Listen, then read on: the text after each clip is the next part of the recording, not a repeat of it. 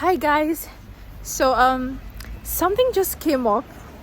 Something sprung up in my mind, and I wanted to share it with you guys, especially because Valentine is around the corner. But I feel like it's noisy outside, so I will try to get home before I record. So once I get home, I will do this recording and share what it is that I have in mind. Stay tuned. Cut sound.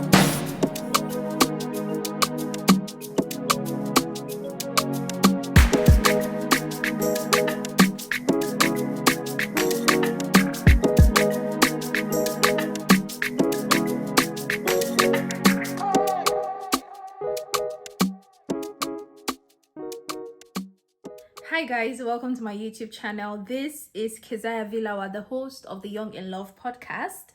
And my way home, something struck my mind, and I was like, why don't I share it with people, right? And I mean, what better time to share this message than now when we're like, few days to Valentine. Valentine is a season of love. I mean, that is what it has come to mean, right? The season of love where lovers celebrate each other and just like a reminder, I love you, you love me, we're doing this thing, right? So, and again, don't forget, it's the season of love and God is love, right? Now, I know that some of you people have already packed very beautiful gifts to give your lover, your husband or your wife, your girlfriend or your boyfriend. You've packed amazing things. You've spent money. You've patronized all these people doing, Valentine package and all of those things. But listen, you need to stop. Stop. S-T-O-P. Stop. Especially if you fall in this category, right? The category of unforgiveness. There are two things that don't mix: love and unforgiveness. Some of you have bought beautiful gifts for people that deep down in your heart, you're not happy with. Yeah, you're not happy with them, but I mean, it's routine. We've never gone any Valentine without exchanging gifts, so let this not be the first. Let me do it. But inside you know that you're not happy with this person. You're not happy with this, your lover. Your wife is not giving you joy. Your husband is not making you happy. But there's a grudge you've been bearing. Like, you see this particular thing, I must do this man back. I must do this woman back. I go do this babe back. As in. But you've bought gift though. You've bought Valentine gifts. But deep seated in your heart is unforgiveness. My brother and my sister, I want to tell you that you can make a change before February 14th. It's not this thing I want to say now. Takes 5-10 minutes, is done. But then your heart has to be like in the right place, Don't let this be an opportunity for you to make things right, to let go of whatever grudge, whatever anger, whatever burden that's been in your heart, especially towards your lover. Because does it really make sense? You are exchanging something in honor of, or in remembrance, or in celebration of love, but deep down inside you've not forgiven this person for one thing like that they did to you. It could have been years ago, but you remember, like that thing is eating you up. But you're there. Where will you go before? You're there, and you spent money, you buy gifts, it's eating you up. You need to let go, right, of unforgiveness, because that burden will kill you faster than it will kill the person that you're holding the grudge against.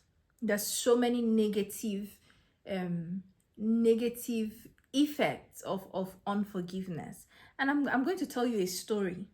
I'll tell you just one story. There was a man.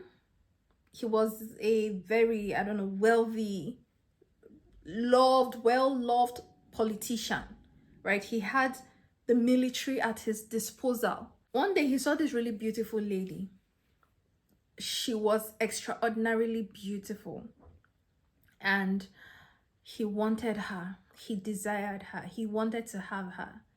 And it did not matter to him that she was single or she was married. All he knew was that this lady was beautiful and I want to have her.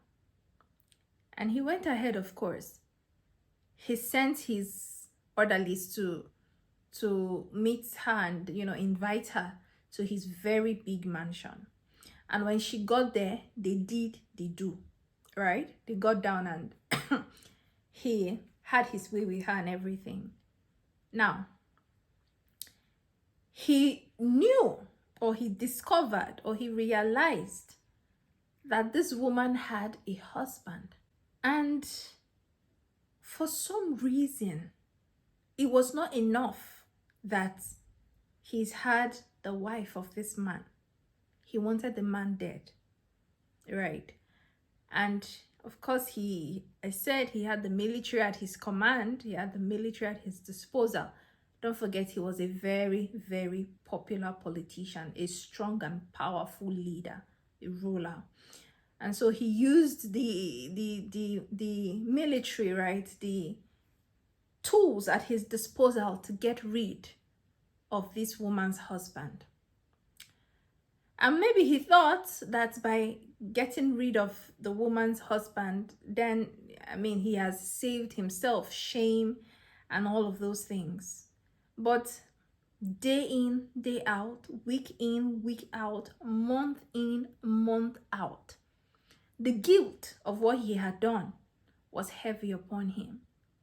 Super, super heavy upon him.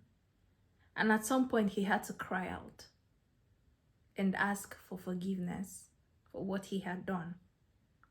And he cried out in words. He penned down such beautiful words. And today, we read that cry for forgiveness as Psalm 32. In fact, in the New King James Version, this chapter is titled The Joy of Forgiveness, right? And this story is about King David. He had to cry out and ask for forgiveness. And because God is merciful, he pardoned David. He forgave David. Now, what am I saying? In this case, someone needed to seek forgiveness because that burden, that guilt, it was heavy upon him. Because, I started by saying some of us have harbored unforgiveness in our hearts for so long, and we're still planning to carry that burden to celebrate love, to celebrate Valentine. That's one category. The other category, don't celebrate Valentine if you fall into this second category now. Second category is the category of persons who need to seek forgiveness. You know in your heart that you have done wrong. You've done wrong by your spouse, your girlfriend, your boyfriend. You know it in your heart. You don't know it. Maybe, I don't know, it's ego or pride or arrogance, whatever it is that's holding you back from apologizing and seeking forgiveness, whatever it is. I don't know, but you can use this opportunity to seek forgiveness, right? So these are two categories. This Valentine, put the plan on hold first until you have emptied your chest of the burden.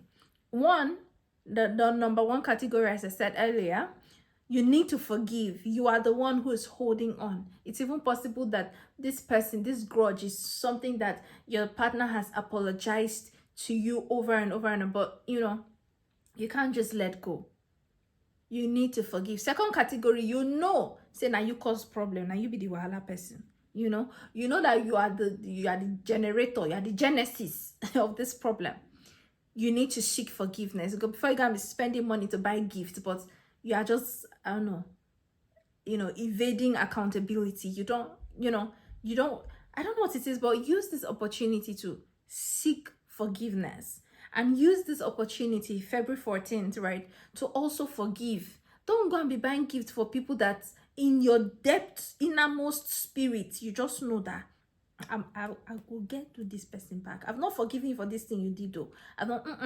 Use this opportunity for reconciliation. Use this opportunity to, let go of the burden. See, one of the, a negative, or one of the consequences of unforgiveness is it leads to strife, more, further strife.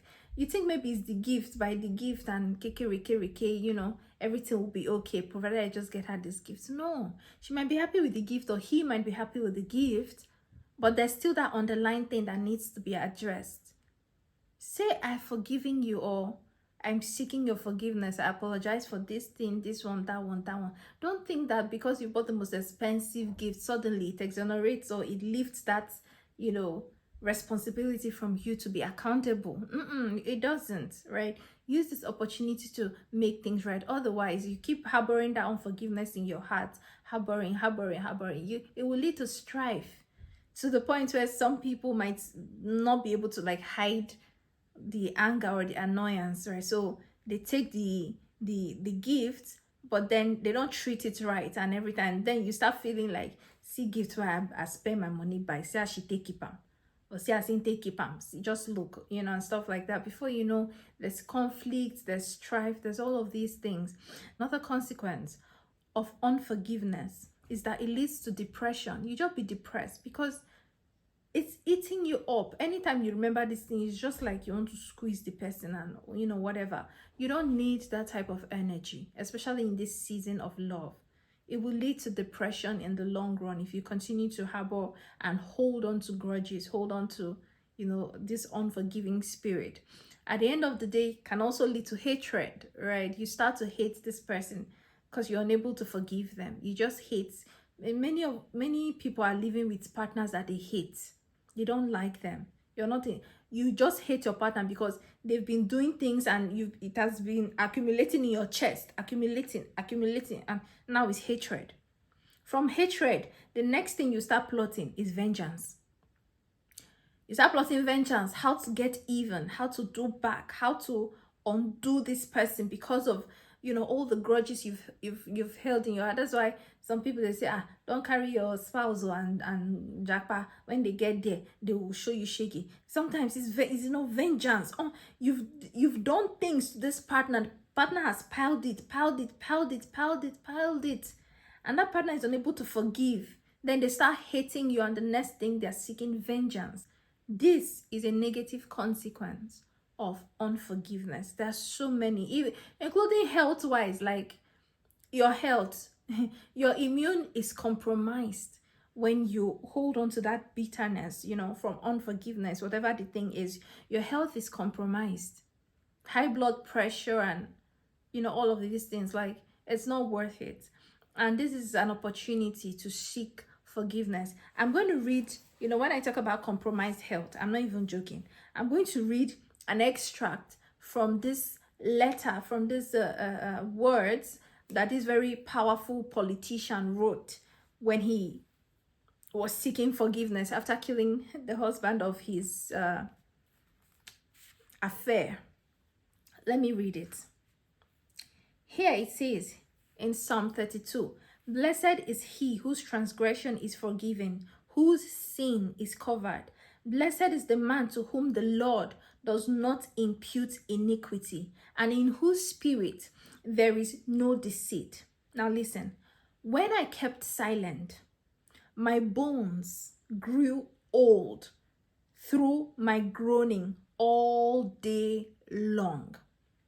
This is a physical thing, right? My bones, right?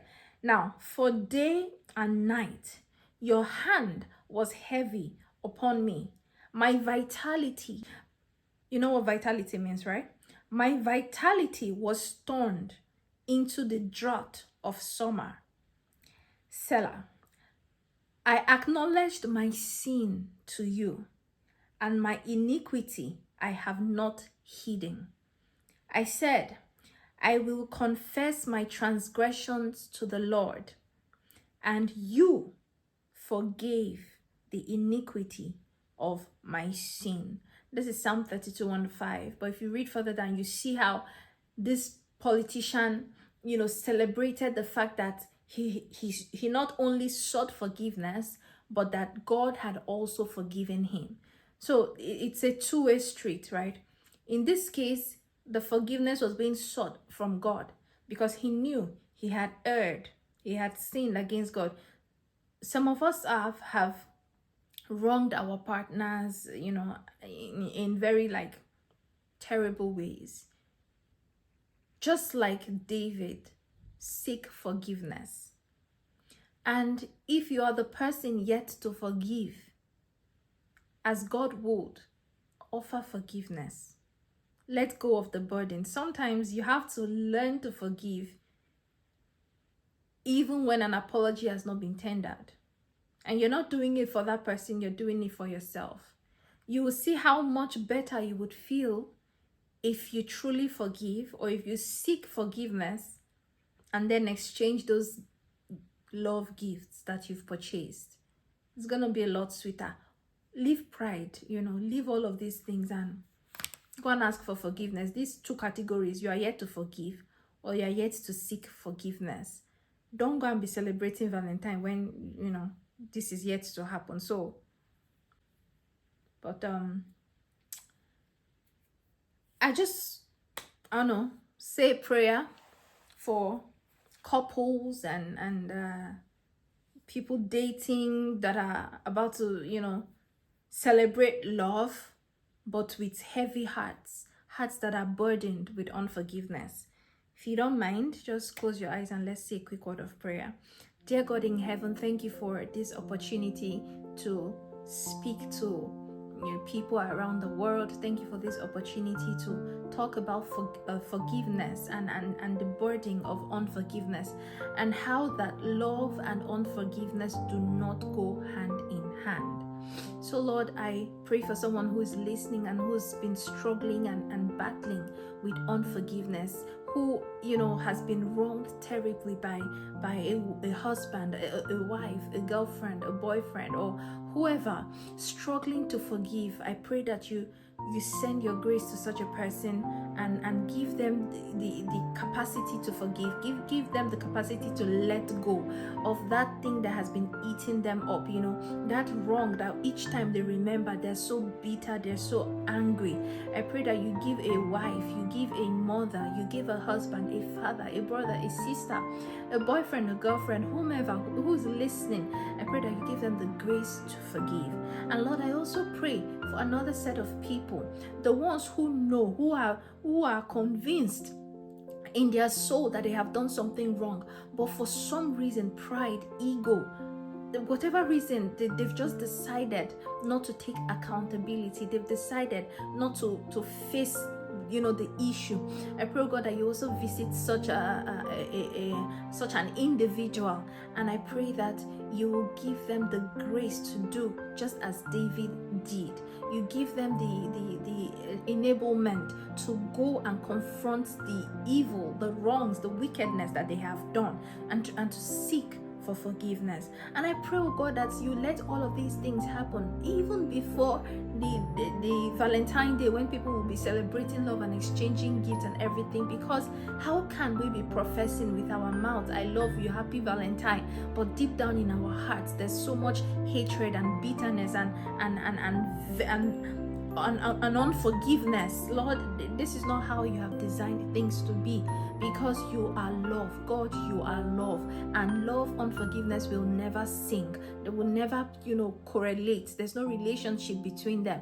So Lord, I pray you give the people listening the capacity and the grace to forgive. And I also pray for myself, because anytime I record an episode, as much as I'm speaking to these lovely people, I'm also speaking to myself. There's someone I need to forgive. There's someone I need to seek forgiveness from. Lord, I pray for myself as well, that you give me the grace and the capacity to do what I need to do, to let go of this bitterness, and to free myself of the burden of unforgiveness. Thank you, Lord, for hearing our prayers. In Jesus' name, amen. Thank you, everyone. And if you enjoyed this episode, please do not forget to leave your comments. What are your thoughts? Do you think, exchanging gifts on Valentine's Day is a good way to reconcile, or the reconciliation should even happen before that day? Let me know what your thoughts are, and don't forget to subscribe, right? Share also with someone. As always, my episodes are a good conversation starter. You don't know how to go and seek forgiveness, you don't know how to apologize, or you want to forgive someone but you don't know how to like start that conversation, share this episode with them. Good, perfect conversation starter. Now until when next we meet, bye and be good. Young in love.